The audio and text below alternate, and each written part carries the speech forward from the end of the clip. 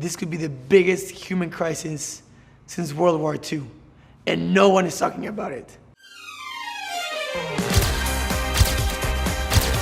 It was legit using our social media, using likes, retweets, comments, and it's like this Avenger team. Hello there. So last week's topic was kind of a bummer. We looked at the darker and misleading side of social influence. But in some cases, social influence can drive audiences to do a world of good. So for this week's big question, if you have tens of thousands of followers, and in some cases millions, how should you use that influence?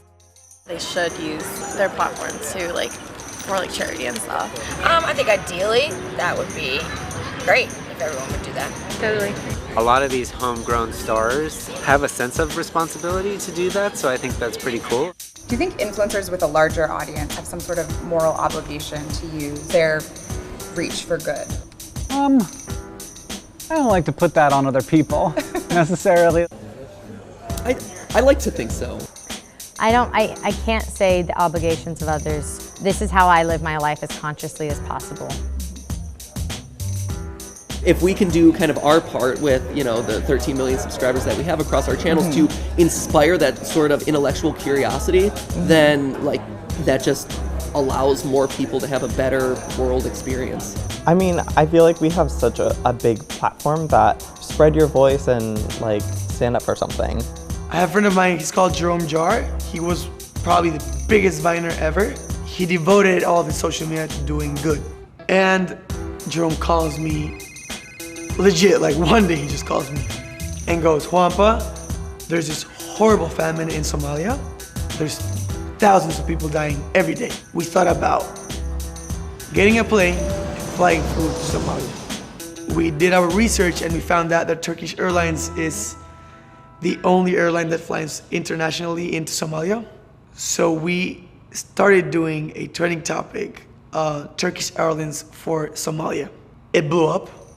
It blew up insanely. And Turkish Airlines contacts us. And after, some calls, they told us that they had a 60-ton cargo plane that they could give us storage in the next 6 months of their own flights to just fly food. We went nuts. We couldn't believe we got a plane. We got a plane.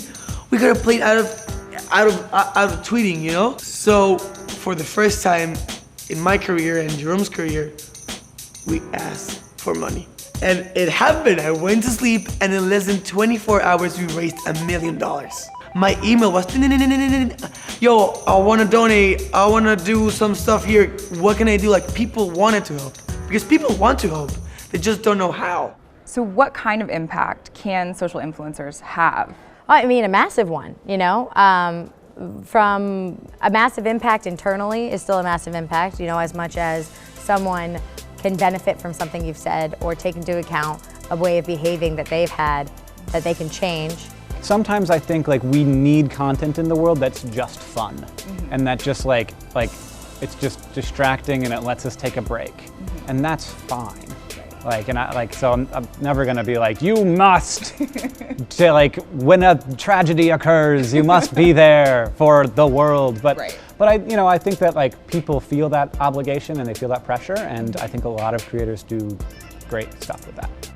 What are your thoughts on this one? Let us know in the comments section, and before you head out, subscribe. Him moving to LA when he's not gonna be 18, when he maybe is 19.